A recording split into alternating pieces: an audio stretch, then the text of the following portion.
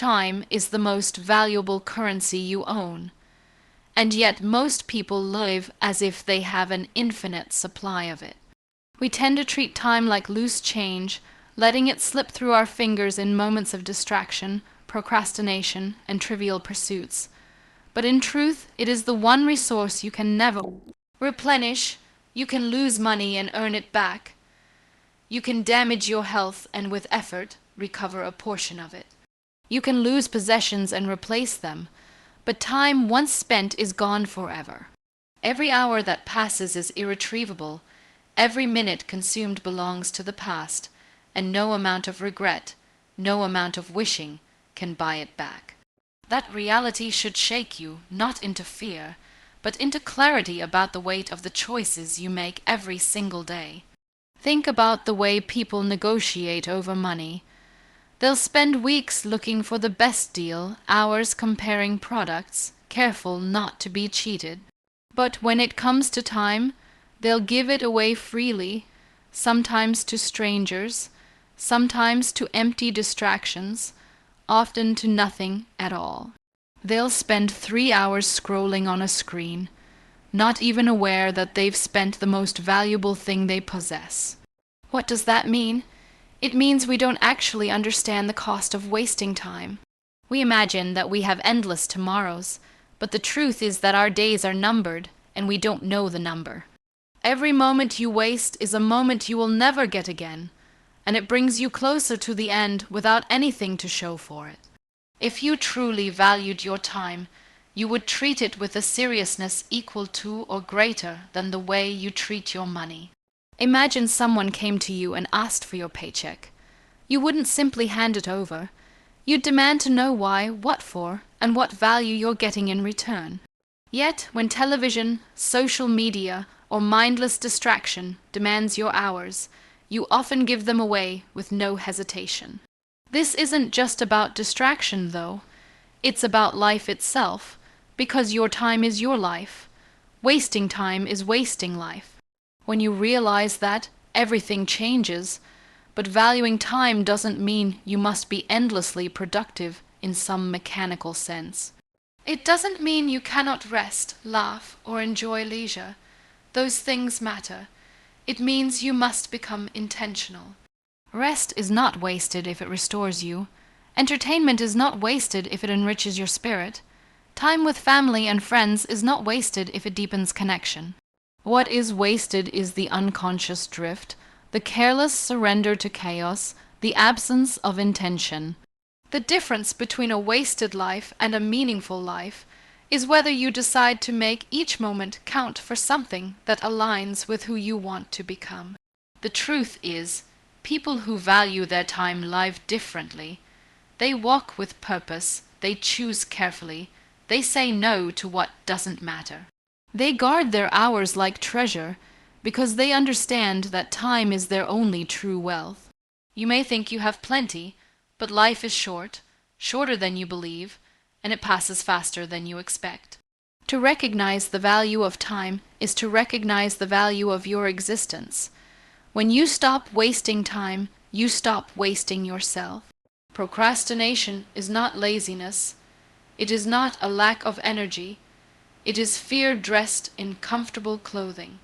Every time you put off an important task, every time you delay a decision you know matters, it is not because you do not care. It is because somewhere deep inside you are afraid. You might be afraid of failure, of what happens if you give your best and discover it wasn't good enough. You might be afraid of success, of what changes if you suddenly rise to the level of responsibility your potential demands. You might be afraid of judgment, afraid of rejection, afraid of confronting your own limitations. So instead of facing that fear, you take the easier path, avoidance. You tell yourself you will do it later, you invent excuses, you distract yourself, and in that moment, fear wins and time slips away. The danger of procrastination is that it feels harmless, it feels small, it whispers, "Not now, later." And because the cost is not immediate, you accept it. But procrastination is a thief with soft footsteps. You don't notice it stealing from you until months or even years have vanished, and you are left wondering why you are not further ahead, why your dreams remain unrealized. You tell yourself that you still have time, but the truth is, you've been bleeding it slowly, quietly, without acknowledging the wound. Procrastination is not simply a habit. It is a form of self-sabotage. It is you betraying your own potential, day after day, under the illusion of safety. If you look closely, procrastination always comes with justification. You convince yourself that the conditions are not right, that you need to feel more motivated, that tomorrow will be a better day. You even glorify it by calling yourself a perfectionist. I'm just waiting until I can do it properly. But the truth is brutal. Perfectionism is just another mask for fear. You are not waiting for the right moment. You are hiding from the discomfort of action. And the longer you hide, the stronger the fear becomes, because every delay reinforces the belief that you cannot face the challenge right now. You are teaching yourself weakness instead of resilience. The only way out of procrastination is through confrontation. You must look at the task you fear and step into it, however imperfectly. Action dismantles fear. Movement creates momentum. Progress, even small progress, exposes the illusion that you needed to wait. Think about the moments when you finally did the thing you had been avoiding. The fear was never as great as you imagined, was it? The burden was never as heavy as you told yourself. But by waiting, you multiplied the weight in your mind until it became unbearable. That is the trap. And the only escape is to refuse to feed it with delay. Every time you choose action over avoidance, you reclaim a piece of your life. You send yourself a powerful message. I am capable, I am willing. I will not let fear dictate my future. And if you repeat this often enough, you transform procrastination from a pattern into a memory. Fear will always be there, but it loses its power when you stop bowing to it. The truth is, the cost of procrastination is far greater than the discomfort of action. If you continue to avoid, you will spend your life watching opportunities decay into regrets. But if you confront the fear, you trade wasted years for growth, progress, and meaning. And in the end, that choice defines whether your time was spent wisely or thrown away in silence. Order creates meaning, and most people underestimate how powerful this principle really is. When your life is in disorder, when your days are scattered, when your habits are inconsistent, everything feels heavier than it needs to be. Chaos breeds anxiety. It confuses you, it overwhelms you, and it convinces you that nothing matters because everything seems equally urgent and equally impossible. But when you begin to impose order, even in the smallest ways, something profound happens. You create meaning out of the chaos. You take what is formless and give it structure, and that structure becomes the foundation on which you build progress. Think of your daily routine. If you wake up late, scroll aimlessly, rush into your obligations without preparation, you start the day already behind. The hours drift by without shape, and by the evening you feel as though nothing was truly accomplished. That is the cost of disorder. It erodes both productivity and purpose. But if you wake up with intention, if you give yourself a plan, even a simple one, suddenly the day has a rhythm. Tasks that once felt daunting shrink into manageable pieces. Your mind relaxes because it knows what is expected. Structure transforms vague effort into tangible achievement. And with achievement comes a sense of meaning. People resist order because they think it restricts freedom, but the opposite is true. Order liberates you. It frees you from the chaos of indecision, from the paralysis of not knowing where to begin. When you create order, you tell yourself, this is where I'm going and this is how I will get there. That clarity reduces wasted effort and wasted time. You no longer spend hours circling around tasks you never finish. Instead, you move forward in a deliberate way, and every step reinforces the belief that your actions matter. This isn't just about schedules or checklists. It's about the psychology of structure. The human mind craves patterns. It seeks coherence, and when it finds it, it experiences meaning. That's why small acts of order, like making your bed, cleaning your workspace, organizing your priorities, feel good.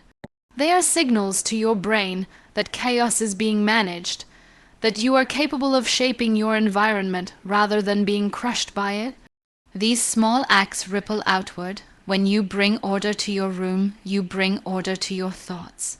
When you bring order to your thoughts, you bring order to your actions. And when your actions are ordered, your life acquires direction. Without order, meaning dissolves. A life lived without structure becomes a blur of random events, a series of disconnected moments. You may be busy, but you feel empty, because busyness without structure produces no lasting significance. But with order, each moment contributes to something larger. A day connects to a week connects to a month, and over time, your life becomes a coherent story rather than a scattered mess. The discipline of creating order is not about controlling every detail. It's about aligning your time with what truly matters. And when you do that, you discover that meaning isn't something you have to chase. It emerges naturally from the structure you impose on your life. Small wasted moments become wasted years, and most people don't see it happening until it's too late.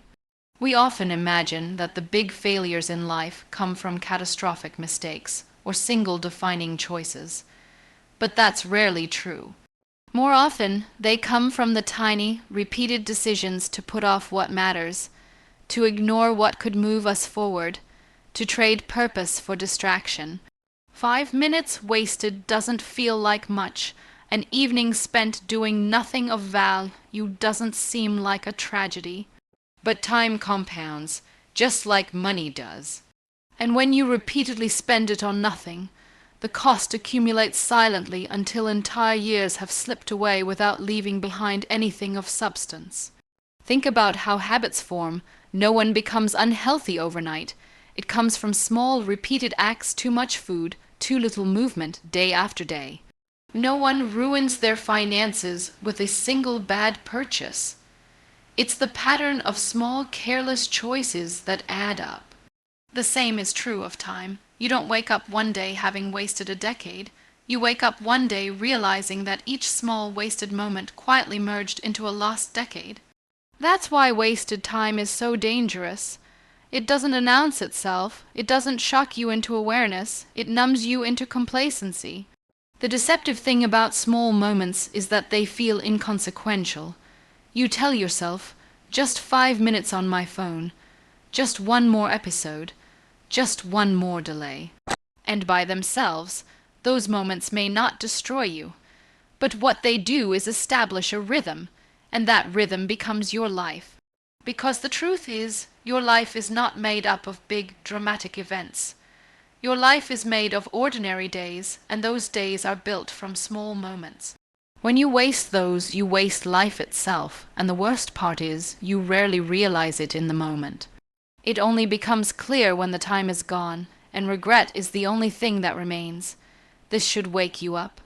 Every small choice matters because it builds momentum in one direction or another. If you waste an hour, you reinforce the habit of wasting hours. If you use an hour well, you reinforce the belief that you are capable of building something with your time. The compounding effect works both ways. It can erode you or elevate you. The difference is in how seriously you treat the little things. The person who commits to reading a few pages every day, to exercising for a short period, to learning something new regularly, eventually transforms their life. The person who dismisses small actions as insignificant remains stuck in mediocrity, wondering why change never comes. Years are nothing more than thousands of small moments strung together. Wasting them slowly is no less tragic than wasting them all at once. It just feels safer because the damage is hidden. But when you truly grasp that small wasted moments become wasted years, you begin to take responsibility for each day. You begin to see that how you spend your next hour is not trivial. It is the building block of who you will become. And if you want a life of meaning, you cannot afford to keep trading small slices of it for nothing. Responsibility gives life direction, and without it, people drift. You can have all the talent, all the ambition, all the opportunity in the world, but if you refuse to shoulder responsibility, you will wander aimlessly. Responsibility acts like a compass. It doesn't always make the path easier, but it makes the path clear. When you take responsibility, you admit that your life is in your hands, that your actions matter, and that the outcomes you experience are, at least in part, shaped by your choices. That realization is both terrifying and liberating. Terrifying because you can no longer hide behind excuses, but liberating because it means you have the power to move forward with intention. Many people resist responsibility because it feels heavy. They think responsibility will weigh them down, limit their freedom, and rob them of enjoyment. But the opposite is true. A life without responsibility is shallow and chaotic. It feels light at first, like floating, but floating without direction eventually leads you nowhere. You become restless, anxious, unsure of your purpose. You try to fill the void with distractions, pleasure, entertainment, comfort. But none of it satisfies you for long because it lacks substance. Responsibility, on the other hand, gives your time and energy a target. It tells you, this is what you must do. This is why it matters. This is who you could become if you do it. With that, even difficult days become meaningful, because you know the struggle is connected to something larger than the moment. Responsibility also demands growth. When you accept responsibility, you are forced to rise above your current limitations. If you commit to providing for your family, you learn discipline. If you commit to building a career, you cultivate skills.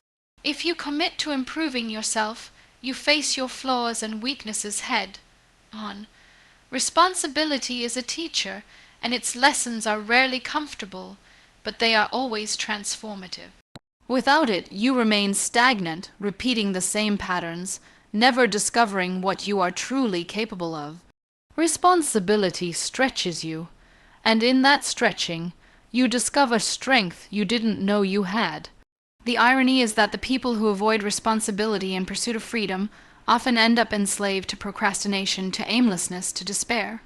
And the people who embrace responsibility, though their burdens may be heavy, experience a deeper kind of freedom. Freedom rooted in purpose.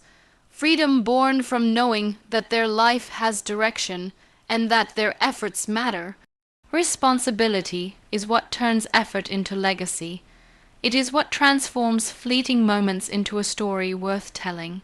If you want your life to mean something, you must be willing to carry weight. The weight of your goals, your duties, your commitments, your values. You cannot pass it off to someone else. You cannot ignore it without consequence.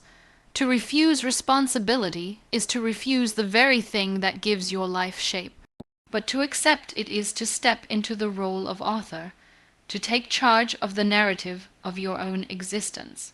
And that is where true direction is found, not in drifting freely, but in carrying something meaningful and walking toward a future you are actively building. Discipline transforms chaos into opportunity, and it is the bridge between who you are and who you could become. Most people want success, fulfillment, or change, but they underestimate the price. They think motivation will carry them, but motivation is fickle. It comes and goes. Discipline, however, is steady. It is the ability to act in alignment with your goals, regardless of how you feel in the moment. Without discipline, even the greatest potential dissolves into wasted time and empty intentions. With discipline, even modest abilities compound into extraordinary outcomes. Discipline is the tool that takes the uncertainty of life and turns it into progress. Chaos is the natural state of existence.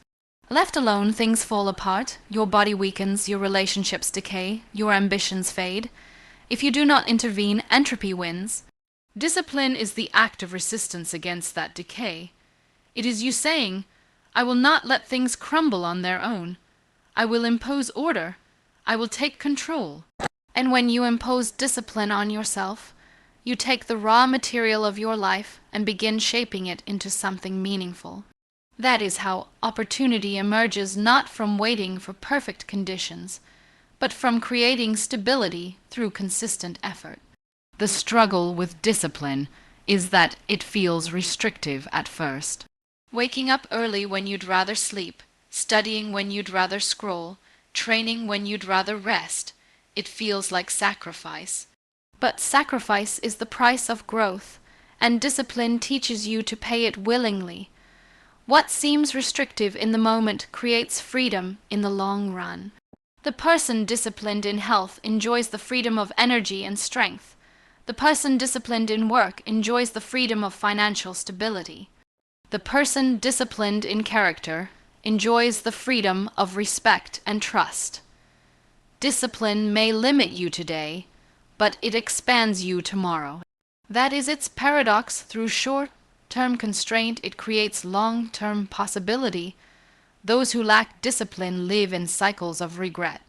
They start and stop, they hope and hesitate, they drift between intentions that never materialize. Without discipline, chaos rules. Time slips by unnoticed, opportunities pass unclaimed, and the individual becomes a spectator in their own life. But with discipline, chaos becomes fuel, challenges become manageable, setbacks become lessons, and repetition becomes mastery. The very things that overwhelm the undisciplined person become the stepping stones for the disciplined one. Discipline is not about perfection. It is not about never failing or never faltering. It is about returning consistently to the path you have chosen. It is about deciding again and again that your goals matter more than your impulses. Every time you practice discipline, you reinforce the identity of someone capable of self-control, someone capable of building rather than wasting. Over time, this identity becomes unshakable, and with it comes the confidence that no matter what chaos surrounds you, you can turn it into opportunity. That is the power of discipline. It transforms the disorder of life into the possibility of growth, and it turns wasted time into a future worth living.